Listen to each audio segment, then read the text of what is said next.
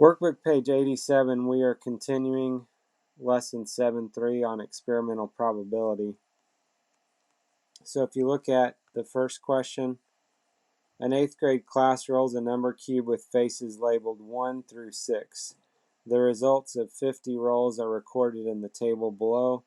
Find the relative frequency that a number less than 4 is rolled. So if you remember from last time, relative frequency is the same as the experimental probability, basically. So what's the experimental probability a number less than 4 is rolled? So number less than 4, that would mean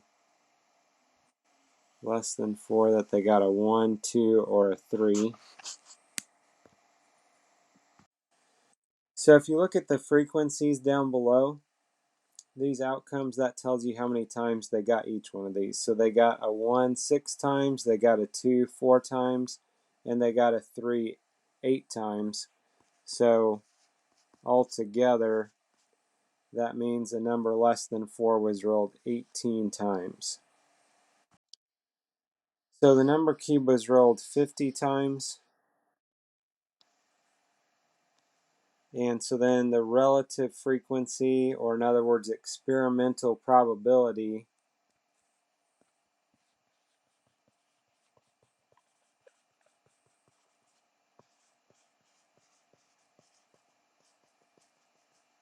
of rolling a number less than 4 is, and notice it says blank percent. So before we do the percent, let's get a fraction, and then from there we can figure out what our percent is. So as a fraction, this would be 18 out of 50.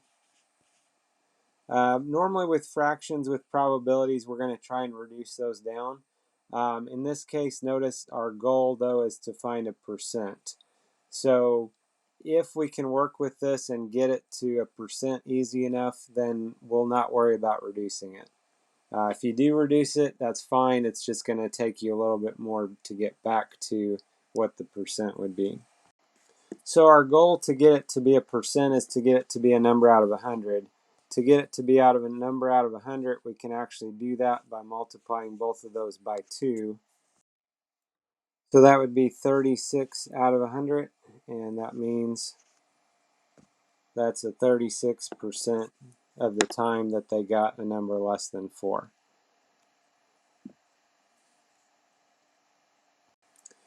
If instead on this problem, if they would have asked what the theoretical probability would have been, we're rolling a 6-sided dice, and so the chance of us getting a number less than 4, so in other words a 1, 2, or a 3, that would be 3 out of 6 options, or 1/2, which would be 50%. So we would have expected them to get maybe 50% or close to 50%.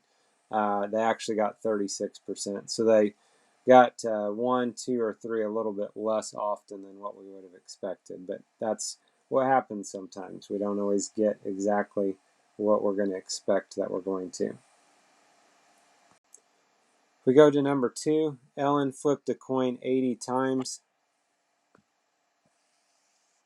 The coin landed heads up 44 times and tails up 36 times. And they want us to compare the theoretical and experimental probabilities of the coin landing tails up. So first of all, theoretical probability. If we were flipping a coin, the chance of us flipping the coin and getting tails, it's a 50-50 shot. So theoretical probability is 50%. When we're finding theoretical probability, we're not worried at all about what the problem said. Theoretical probability has nothing to do with what the problem was. It's just thinking about if you flip a coin, what's going to happen? What do we think is going to happen anyway? Experimental probability, now we will look at the results of what happened. So for this, with experimental, they got tails 36 times They told us at the beginning there were 80 times total. If you forgot that, you could have added 36 and 44, would have given you 80 also. 36 out of 80. We could reduce that, but really they're just wanting us to find what the percent is here. So if you want to, you could go ahead and just divide that out. If you divide that out, you get 45 hundredths, which means 45 out of 100. Or you could just move your decimal over 2 spots, and that would tell you it's going to be 45%. So we were expecting 50%, we got 45%. So we could say the theoretical probability is blank, then the experimental probability. So that would be greater. Theoretical probability is greater than the experimental probability because 50% is more than 45%.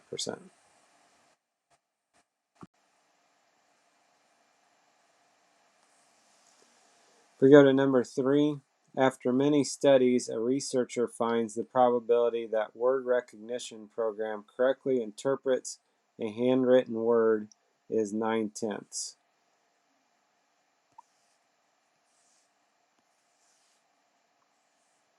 So the question is, how many words out of 40 would the researcher expect the program to correctly interpret?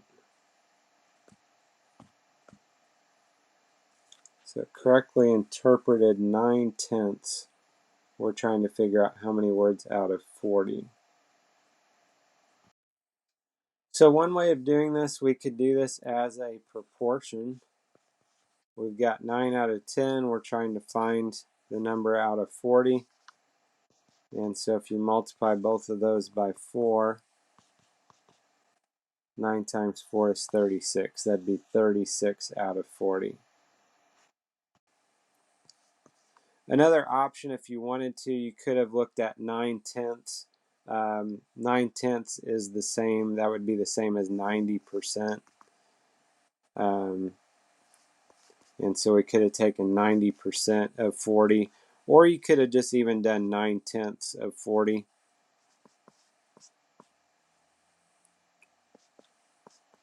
And that would have worked also. We would have gotten 36 that way as well. But again, I think the proportion really works nicely with this. That's probably the way that I would have done this.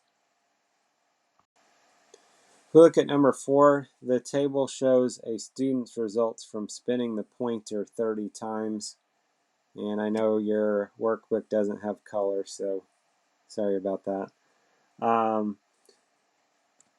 So they told us in the problem they spun the pointer 30 times.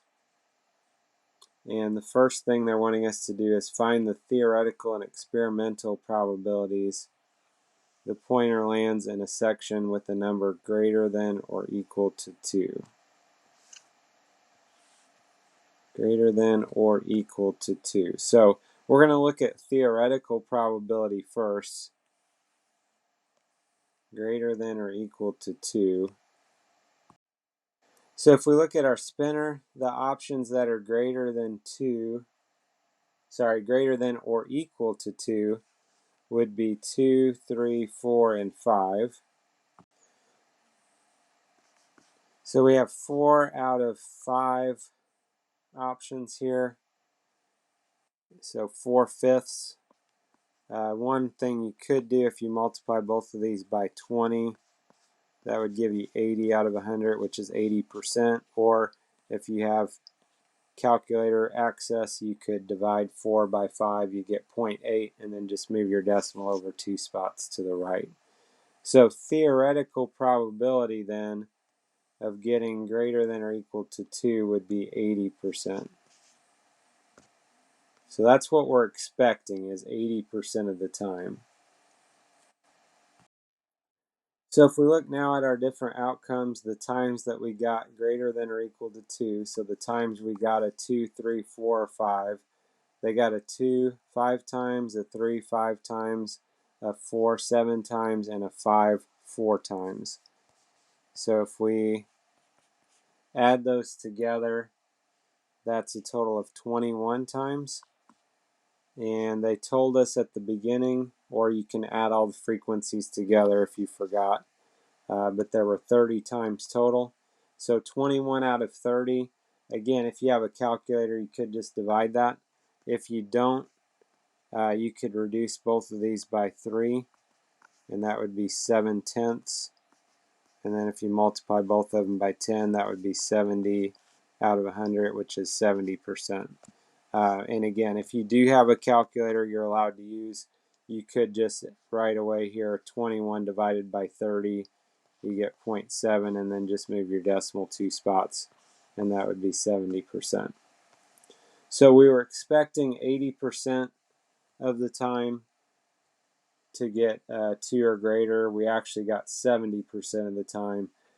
Part B, it says what might have caused the theoretical and experimental probabilities to be different.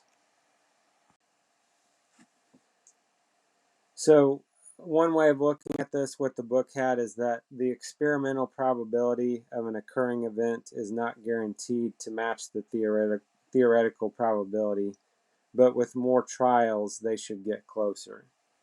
Okay, so kind of like we talked about the other day. I mean, you flip a coin 10 times, you're expecting 5 of the times to get heads and 5 of the times to get tails, but that's not a guarantee. Just because it's theoretical doesn't mean it's going to be what exactly happens. But, you know, the more times we flip a coin, or in this case, the more times we spin the spinner, the closer those should get to each other.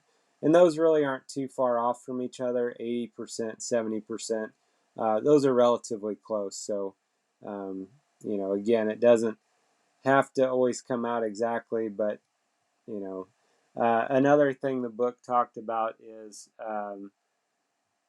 they may not have been spun the same way each time. I mean, obviously, it has to do with how hard you are, you know, when you spin the spinner, how hard you're spinning it is going to affect what number it lands on. But again, they're pretty close, and the more times we spin the spinners, the closer we would expect those to be to each other.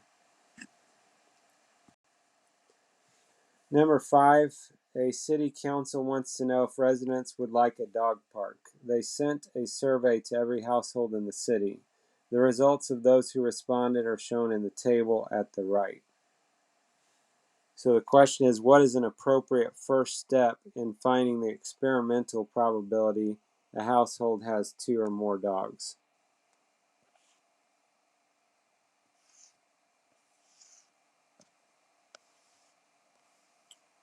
Okay, so here's the results, and we're trying to figure out how we could look at experimental probability that there were 2 or more dogs. So the options are listed here. So think about that for a minute. So if we look at these, if we think about these, the first thing that we need to actually do is choice C. We need to find the sum of the number of households for each category. So in other words, we would have to add these numbers together to figure out how many people actually did the survey. Just in case, if you're curious, those numbers, that would add up to 860. And then we could look at, there's 129 out of 860, and then we could figure out what percent that is. Which actually, if you look at part B, that's where we're headed with this. Part B, what is the experimental probability a household has 2 or more dogs? So most of the work we've already talked about. You add the numbers is 860, and there were 129 out of 860 that had 2 or more dogs. So if you divide that out, you get 0.15, and that means 15%. So 15% of the people that were surveyed had 2 or more dogs in their household. Number 6, the manager of a restaurant wants to add 2 new side dishes to the menu. She surveys customers about side dish preferences and records the results in the table shown to the right. So the first thing they want us to do, find the experimental probability a customer prefers either baked potato or asparagus. Either baked potato or asparagus. So like we did on the first problem, or on the previous problem rather, first of all we need to figure out how many customers answered the survey, and I don't think they told us that in the problem, so we're going to have to figure that out. So that adds up to 370. So there were 370 people that answered this survey. And what we're trying to do, we're trying to find how many prefer either baked potato or asparagus. So baked potato, asparagus. So if we add these together, 127 plus 95 is 222. So that's 222 out of 370. So if you divide that out, you get 6/10. Make sure you move your decimal 2 spots. You can add a 0. So that would be 60%. So the experimental probability that they picked either baked potato or asparagus would be 60%. If you look on part B, they're asking for the experimental probability for steamed broccoli or sweet potatoes.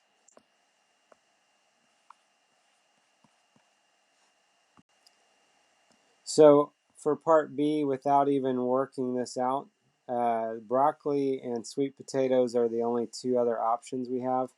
So we know we have 100% total, 60% is used up, and so that would be 40% left, which if you work it out, if you add those numbers and then divide by 370, you'll get the same answer. So 40% chance that they would have picked steamed broccoli or sweet potatoes. So this gives you an idea of how to work with experimental probability.